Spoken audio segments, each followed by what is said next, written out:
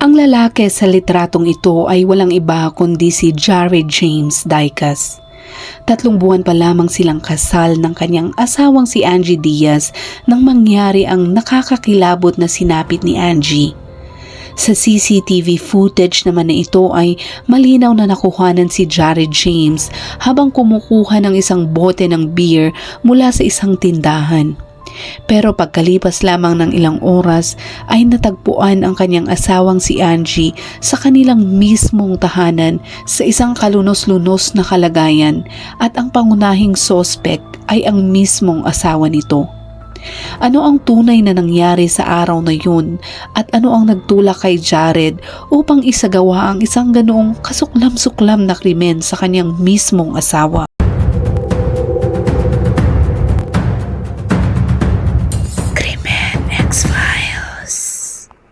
Oh my God, please hurry. There's something wrong with my son. Oh my God, I told him in the hospital to keep him. Oh my God, I told him that. I told him that 2 days ago to keep him. Oktubre noon taong 2022, 3 buwan bago mangyari ang nakakakilabot na trahedyang ito ay kapwa masaya sina Jared at Angie sa araw ng kanilang kasal. Hindi maikakaila sa mga ngiti ni Angie na siya na ang pinakamasayang babae sa araw na iyon. Subalit ang kasiyahan ay maagang matutuldukan dahil noong January 2023, si Angie ay tinapos ng kanyang asawa sa isang nakakapangilabot na paraan. Ano ang dahilan ni Jared at nagawa niya ito sa kanyang asawa? At paano humantong sa masalimuot na pagtatapos ang kanilang masayang relasyon? Si Angie Diaz ay pinanganak sa Nicaragua. Siya ay panganay sa 4 na magkakapatid at nakipagsapalaran ang kanilang ina sa US para mabigyan sila ng maginhawang buhay. Naiwan ang magkakapatid sa kanilang tita na siyang nag-alaga sa kanila. Si Angie ay nilarawan ng mga kaibigan at kamag-anak bilang masigla, masiyahin at outgoing na dalaga. Marami pa siyang nais maranasan at ma-explore sa buhay, ngunit sa kasamaang palad ay hindi na niya magagawa ito. Noong Nobyembre 2019 ay nagtungo si Angie sa US para makita ang kanyang ina at makahanap ng maayos na trabaho. Ang kanyang tita ay may cancer kaya kailangan niyang kumita at makaipon para sa pagpapagamot ng kanyang tiyahin. Ayon sa kanyang ina ay si Angie ay bukod tanging babae. Sa likod ng kanyang masiyahing personalidad ay siya ay isang babae na matibay ang loob. Tumira si Angie sa Houston, Texas at dala-dalawang trabaho ang pinasukan niya. Isa dito ay bilang cashier sa Chips Meat Market. Kinagigiliwan siya ng kanyang mga katrabaho at ayon sa kanila, si Angie ay mahusay, masipag at masiyahing tao. Maging ang mga customer sa store ay natutuwa rin sa kanya. Marami sa mga customers ay nagiging kaibigan niya. Isa sa mga paboritong pagkakaabalahan ni Angie ay ang fitness. Sa kanyang Instagram account ay pinupost niya ang mga larawan niya tungkol sa kanyang weight loss at fitness journey. Pagsapit ng kanyang kaarawan sa edad na 20 ay nagpost siya sa Instagram ng kanyang litrato. Sa kanyang post ay sinabi niyang lubos ang pasasalamat niya sa Panginoon para sa mga biyayang natatanggap niya. Dahil sa kanyang husay at kasipagan ay hindi malayong maaabot ni Angie ang kanyang pangarap sa buhay. Subalit noong taong 2022 ay dumating ang araw na babago sa kanyang kapalaran. Hindi malinaw kung paano nagsalubong ang landas ni Angie at ni Jared James Dicas. May mga nagsabing regular na customer ito sa meat market at doon ay nagkakilala sila. Si Jared ay nilarawan bilang charming na binata at tulad ni Angie, mahilig din siya sa mga fitness at pag-e-exercise kaya naman naging malapit agad ang loob nila sa isa't isa. Bagamat sila'y mga bata pa at marami pang pwedeng gawin sa kanilang sariling buhay ay para kay Angie at Jared ay sila na ang para sa isa't isa at magsasama na daw sila habang buhay. Para sa mga kaibigan ni Angie ay mukha namang interesado at masaya si Jared sa dalaga. Pero ikinagulat at kinabahala ng pamilya at mga kaibigan ni Angie ang padalos-dalos nilang desisyon na magpakasal kahit 6 na buwan pa lang ang kanilang relasyon.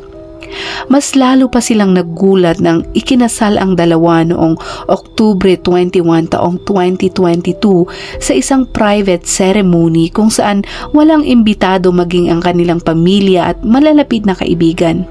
Ang Waller County Judge na si Trey Duhan ang namuno sa seremonya ng kasal ng dalawa. Pinost niya sa kanyang Facebook page ang larawan ni Angie at Jared na bakas ang kasiyahan matapos ang kanilang kasal. Ayon sa kanyang mga kaibigan ay mukha namang masaya si Angie sa buhay may asawa.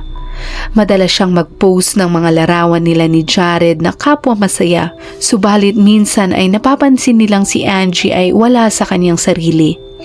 Ayon sa kanyang boss na si Veronica ay minsan daw ay mukhang pagod na pagod si Angie pero hindi niya tiyak kung pagod ba siya dahil sa trabaho o dahil sa personal na kadahilanan. Isang matagal na niyang kaibigan na nagbahagi sa media na inamin sa kanya ni Angie ang pagiging sobrang seloso daw ni Jared. Ipinagtapat din sa kanya ng kanyang kaibigan na hindi talaga siya masaya dito. Ibang-iba daw ang Jared na nakilala niya bago sila ikasal. Matapos ang kasal ay bigla siyang naging sobrang possessive at controlling kay Angie. Minsan ay nag-post si Jared sa social media na sinasabing sa kanya lang si Angie kahit wala namang nanliligaw o nagkaka-interes sa kanyang misis. Nagsabi rin si Angie sa kaibigan niya na nagpaplano na sila ni Jared na magkaroon ng anak pero pinayuhan siya ng kaibigan na huwag munang magpabuntis. Ang huling pagkakataong nakita niya ang kaibigang si Angie ay noong Christmas party na kasama ang kanyang asawa kung saan galit na nag-walk out si Jared. Sa event ay nagkakasiyahan ang lahat maliban na lang kay Jared na nakasimangot at tila inis na inis. Bagamat walang sinasabi si Angie ay may kutob ang kanyang kaibigan na sinasaktan siya ni Jared. Hinala niya ay nahihiya si Angie na aminin ang problema nilang mag-asawa dahil nahihiya ito sa naging padalos-dalos na desisyon niya noon. Ngunit pagsapit ng Pasko noong taong 2022 ay nagpost si Angie sa Instagram ng larawan nila ni Jared na may kasamang pagbati ng Merry Christmas sa kanilang mga kamag-anak at mga kaibigan. Nag-reply si Jared sa post ng Merry Christmas my beautiful wife at sinabi rin niya na si Angie ay ang kanyang trophy wife. Ang mag-asawa ay nakatira sa isang cottage sa likod ng bahay ng mga magulang ni Jared sa isang maliit na bayan na tinatawag na Magnolia. Ngunit noong araw ng January 11 taong 2023, araw ng Miyerkules bandang 4:80 ng hapon ay nakatanggap ng tawag ang 911 mula sa ama ni Jared. Dito ay pinuntahan ng mga deputy ang kanilang tahanan.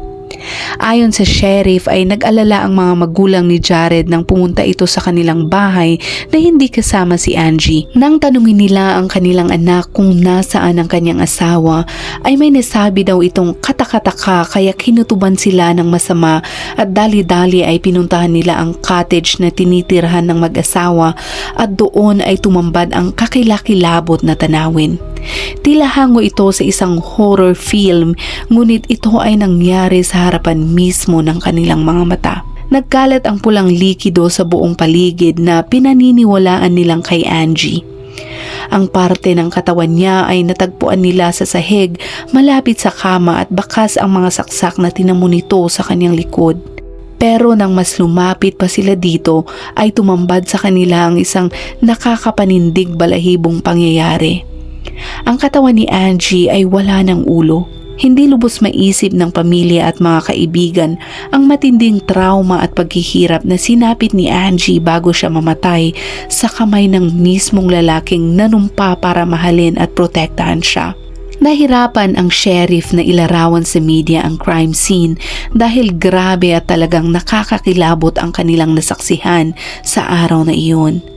Paliwanag ng sheriff, ang krimen ay nangyari sa loob ng bahay at ito ay resulta ng isang matinding pag-aaway sa kanilang mag-asawa. Natagpuan nila ang isang kitchen knife na pinaniniwalaan nilang murder weapon. Ang ulo naman ni Angie ay natagpuan nila sa shower. Na-recover naman nila lahat ng parte ng biktima sa loob mismo ng kanilang tahanan. Ayon sa sheriff, sa araw na yun ay nakatanggap sila ng mga tawag tungkol sa kaguluhang nangyayari sa bahay ni na Jared. Pero di nila inaasahang ganito kalala ang kanilang masasaksihan. Naabutan pa ng mga otoridad si Jared nang marating nila ang crime scene. Sinama nila ito at ang kanyang pamilya sa police station para kapanayamin. Mabilis kumalat ang balita na ikinagimbal ng buong komunidad. Ang isang kapitbahay na matagal nang kakilala ni Jared ay hindi makapaniwala na makakagawa ng brutal na krimen ang kanyang kaibigan, lalo na sa taong sinasabing mahal niya.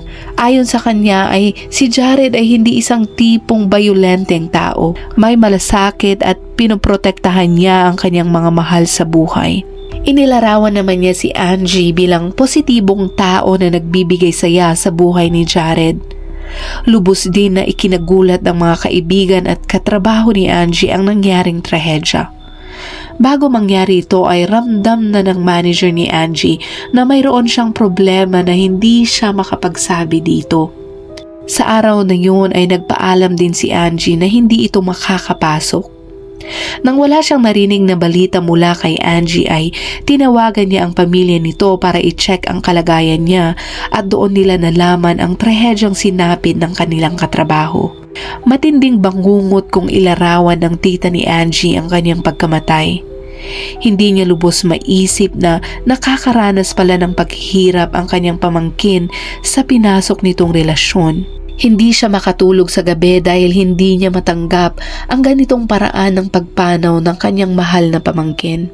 Ayon naman sa ina ni Angie ay walang ina ang hahayaang saktan ng kahit sino ang kanilang anak.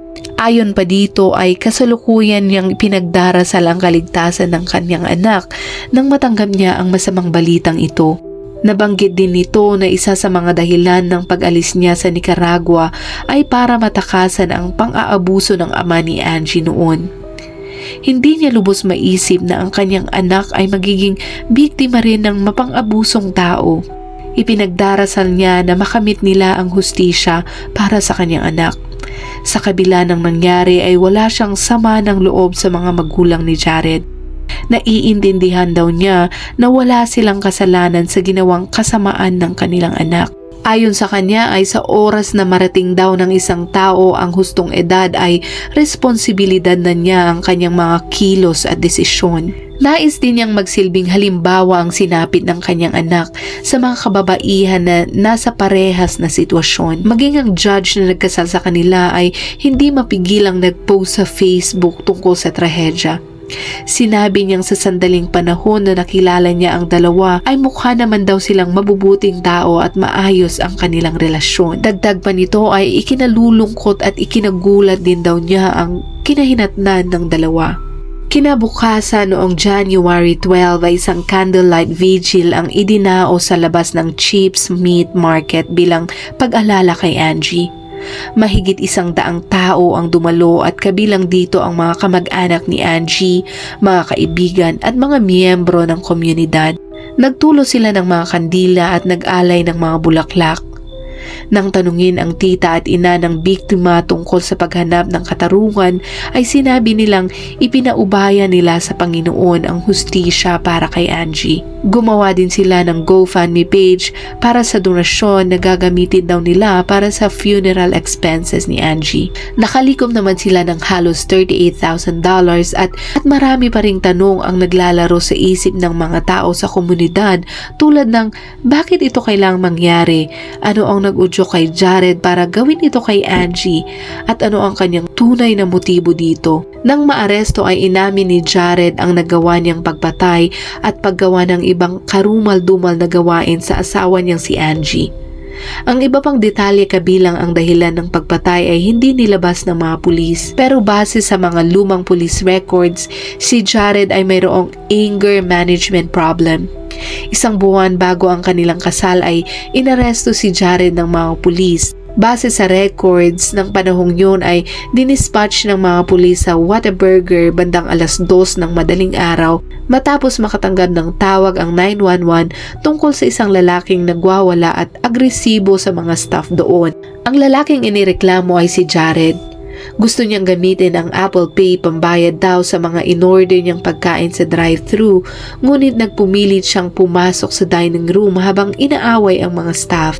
Ayon sa mga staff ay kinandado nila ang pinto dahil nagiging agresibo ito. Nang magsagawa ng inspeksyon ang mga officer sa kanyang sasakyan ay nakitaan nila ito ng isang bote ng beer na nabawasan na. Inamin naman ni Jared sa mga officers na nakainom din siya ng pills pero hindi niya masabi ang pangalan nito. Inaresto siya at sinampahan ng driving under the influence. Nang dalhin siya sa police station ay tila natakot ito pero nagawa pa niyang pagbantaan ang mga police officers at mga jail staff. Sumunod ay nagwala na siya at nagpamalas ng pagiging bayolente kabilang ang pagsuntok sa mga bintana. Napilitan silang i-restrain si Jared sa upuan para makuhaan ito ng dugo para sa DUI testing. Sa kanyang bond hearing ay hiniling ng prosecution sa judge na itaas ang kanyang bond mula $500,000 hanggang $1 million para protektahan ang komunidad sa kanyang tendency na maging bayolente ulit. Sa paglilitis naman ng kanyang kaso sa kanyang pagpatay sa kanyang asawa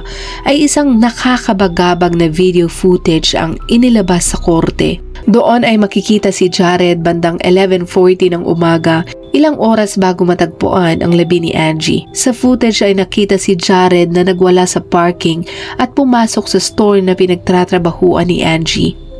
Kumuha siya ng beer at tuloy-tuloy na lumabas na hindi man lang nagbabayad. Lumakad siya papuntang parking lot habang iniinom ang ninakaw na beer. Pumasok siya sa sasakyan at umalis. Sa puntong ito ay hindi malinaw kung nagawa na ba niya ang krimen o gagawin pa lamang, pero ang mga kilos na sobrang kalmado at walang pakialam ay nakakabahala para sa isang taong nakapatay o papatay pa lamang. Patunay na wala siyang pagsisisi o di man lang kinakabahan sa krimen na kanyang ginawa o plano pa lang na isagawa. Sa bond hearing naman ay biglang nag-iba ang pagkatao ni Jared.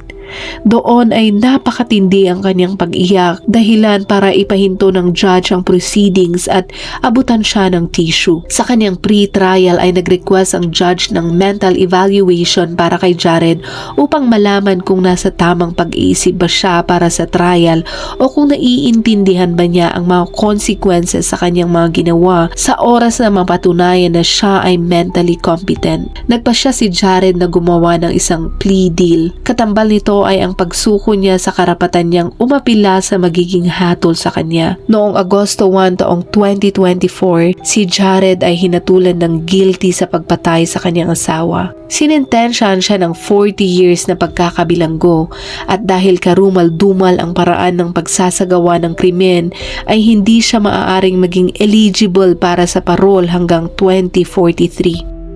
Ang kasong tinalakay natin ngayon ay isang malagim na paalala na ang pagmamahal ay hindi dapat maging dahilan ng pagkakait ng kalayaan, respeto at kaligtasan sa ating minamahal. Ang pagsiselos, pagiging possessive at kawalan ng kontrol sa emosyon ay maaaring humantong sa isang trahedya na hindi na maibabalik. Sa likod ng masayang ngiti ay maaaring may tinatagong sakit at mahalagang huwag itong ipagsawalang bahala. Kung may sinyalis ng pang-aabuso o panganib ay huwag matakot magsalita at humingi ng tulong dahil ang tunay na pagmamahal ay hindi nananakit kundi nagmamahal, nag-aalaga at nagproprotekta. Ang kwento ni Angie ay nagsisilbing aral na sa bawat relasyon kailangang may tiwala, respeto at kaligtasan. At kung umabot ka sa dulo ng videong ito ay maraming salamat sa patuloy na pagsuporta. Isa ka sa mga dahilan kung bakit patuloy kaming nakakagawa ng content na mga ito at i-comment mo naman kung anong oras mo ito napanood at kung saan para alam namin kung saan umabot ang video na ito. Hanggang sa muli at palaging mag-iingat.